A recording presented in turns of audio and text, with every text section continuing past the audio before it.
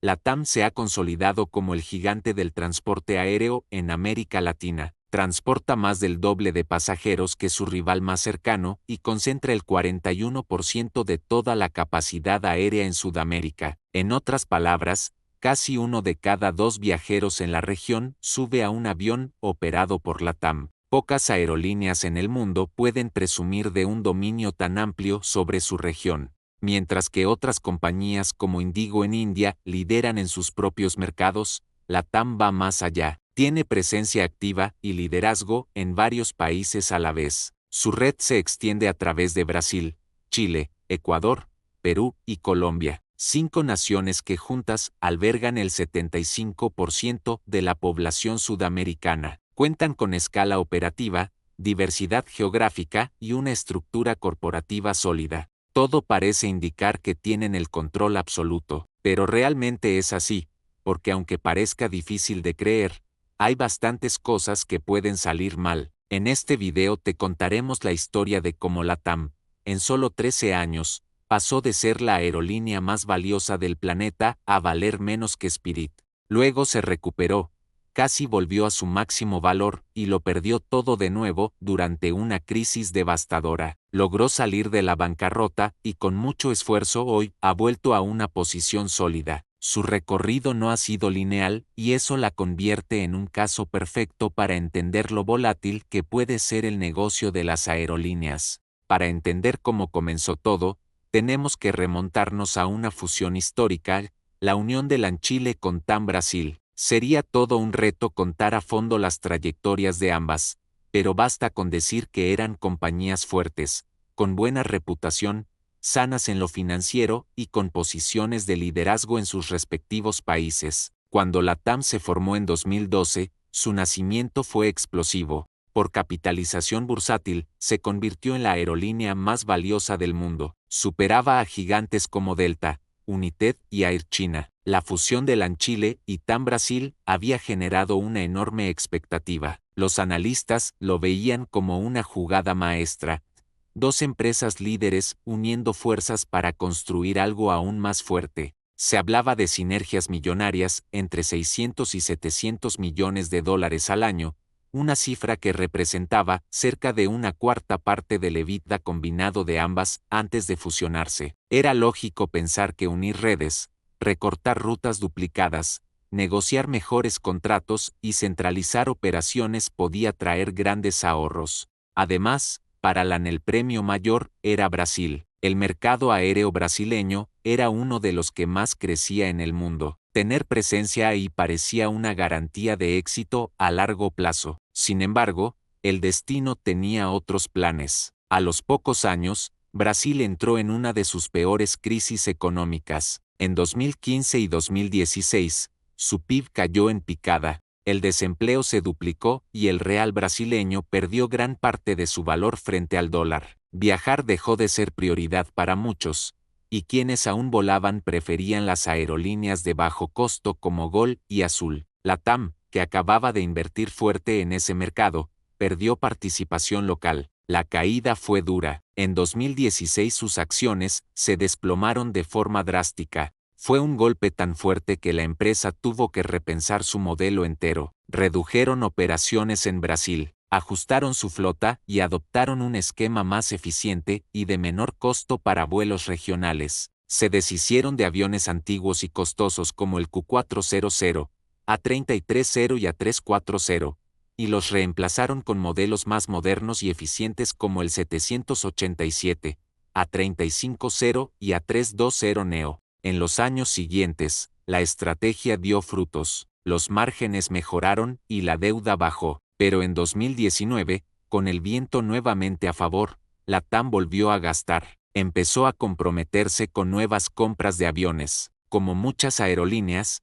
no pagaban en efectivo, lo que abría una nueva ventana de riesgo. LATAM solía evitar las compras directas de aviones. En lugar de desembolsar grandes sumas de dinero por adelantado, prefería alquilar sus aeronaves. Esto les daba dos ventajas: menos presión sobre su capital y flexibilidad para adaptar su flota según la demanda del mercado. En teoría era una estrategia inteligente, pero en la práctica, su sistema de leasing se volvió extremadamente complejo. A fines de 2019, LATAM operaba 331 aviones. De esos, 303 no eran propios, sino arrendados. Y no hablamos de un solo tipo de contrato. Tenían de todo, algunos eran arrendamientos financieros, otros operativos, otros fiscales y algunos funcionaban como garantías de préstamo. Además, los contratos estaban repartidos entre bancos, empresas de leasing e incluso gobiernos.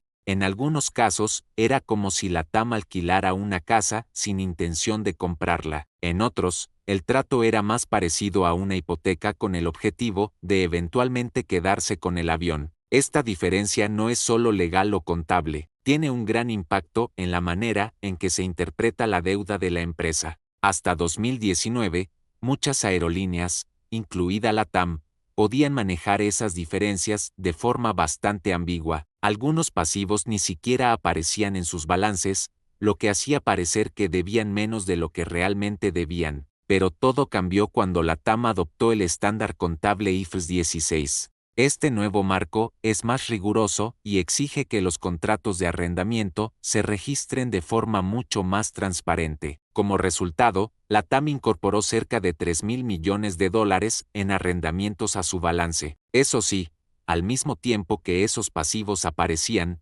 también se reconocían como activos equivalentes, porque esas aeronaves, aunque no fueran propias, seguían generando ingresos y aportando valor a la operación. Todo este equilibrio se vino abajo cuando estalló la crisis del COVID.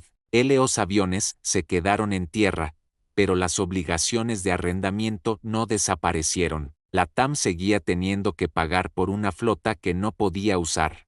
Ahora, alejándonos un poco para ver el panorama general, antes del golpe, LATAM tenía una deuda de unos $10.400 millones.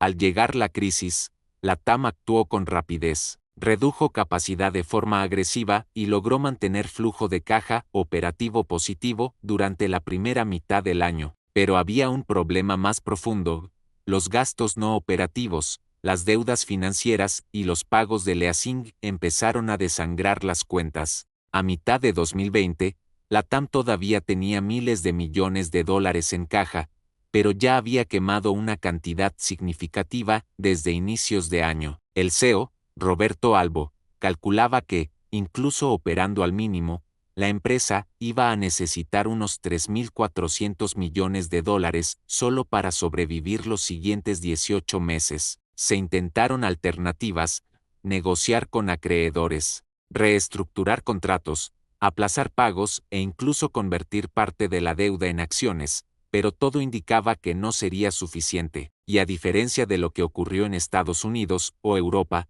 en Sudamérica no hubo grandes rescates estatales. Las aerolíneas estaban solas, así que LATAM se enfrentó a una decisión crítica: seguir gastando efectivo y arriesgar una quiebra total, o buscar protección legal. Optaron por la segunda. LATAM se declaró en bancarrota, pero curiosamente no lo hizo en Chile, su país de origen, sino en Estados Unidos. La razón era simple: su estructura era demasiado compleja y dispersa para un proceso local. Necesitaban una jurisdicción que permitiera una reorganización a gran escala. Durante esta etapa crítica, LATAM tuvo que asumir una realidad contundente. Para sobrevivir, debían transformarse en una aerolínea más ágil y de menor tamaño, al menos por un tiempo. Esto implicó decisiones difíciles como la desvinculación de casi 13.000 trabajadores, la reducción de su flota operativa, la renegociación de contratos con distintos proveedores y la implementación de un proceso de digitalización para automatizar muchos servicios aeroportuarios. Hacia mediados de 2022,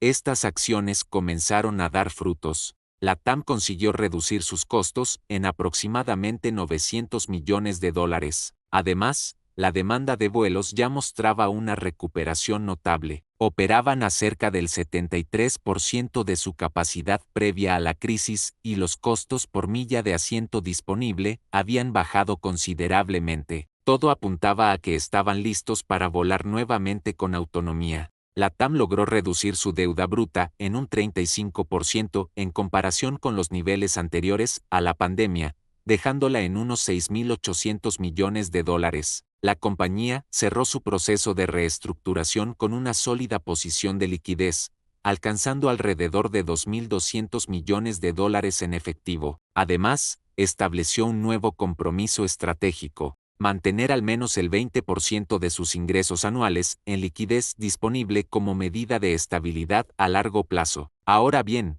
es natural preguntarse qué pasó con los costosos contratos de arrendamiento de aeronaves. Esa fue precisamente una de las áreas de mayor enfoque durante la reestructuración. La TAM logró reducir de forma significativa la deuda relacionada con su flota desde 2019. ¿Cómo lo consiguió? Mediante una combinación de pagos de arrendamientos financieros y la conversión de muchos otros en arrendamientos operativos mucho más flexibles. En 2023, un año después de su reestructuración, la TAM había reducido drásticamente su dependencia de arrendamientos financieros. Solo una parte de su flota estaba bajo ese esquema. En contraste, ahora contaban con más aviones propios y una gran proporción bajo arrendamiento operativo. Esta nueva arquitectura le otorgó a la aerolínea un control y flexibilidad sin precedentes. Imaginémoslo con una analogía inmobiliaria.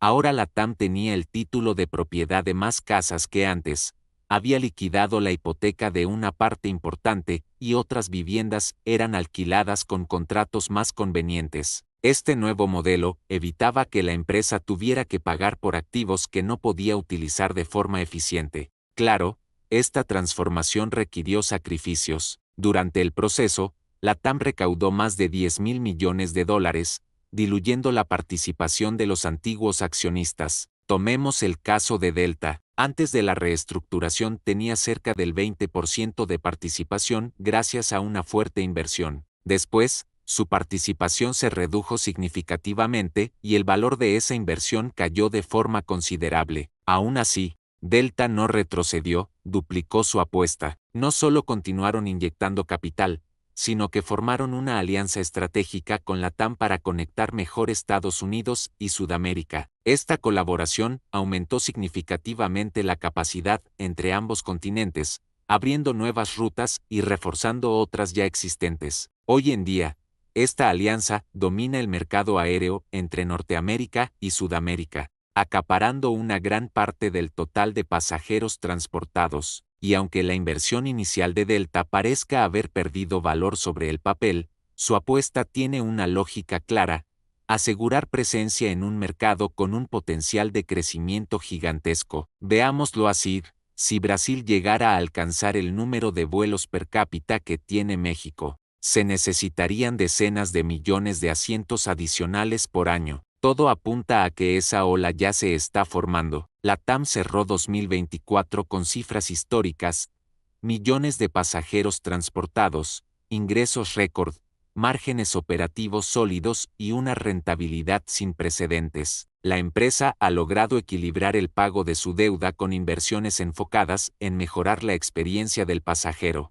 manteniendo al mismo tiempo un flujo de caja positivo año tras año. Al final, parece que la TAM ha encontrado una fórmula sencilla, pero efectiva, para liderar el mercado sudamericano. En cuanto a sus activos, ha desarrollado una red de flota altamente dinámica. Sus aviones, en especial los de largo alcance como el Boeing 787, en ocasiones son utilizados también para vuelos regionales cortos, no solo para reposicionarse estratégicamente, sino para ofrecer a los pasajeros la experiencia de volar en un avión de fuselaje ancho, incluso en trayectos de corta duración. La TAM volvió a cotizar en la Bolsa de Nueva York y sus acciones han mostrado un crecimiento notable en el último año. En comparación con otras aerolíneas, su desempeño ha sido particularmente sólido dentro de la región. Lo curioso es que hace apenas unos años, uno de sus competidores intentó adquirirla. Hoy, el panorama es completamente distinto. El equilibrio de poder ha cambiado. La TAM ha salido fortalecida,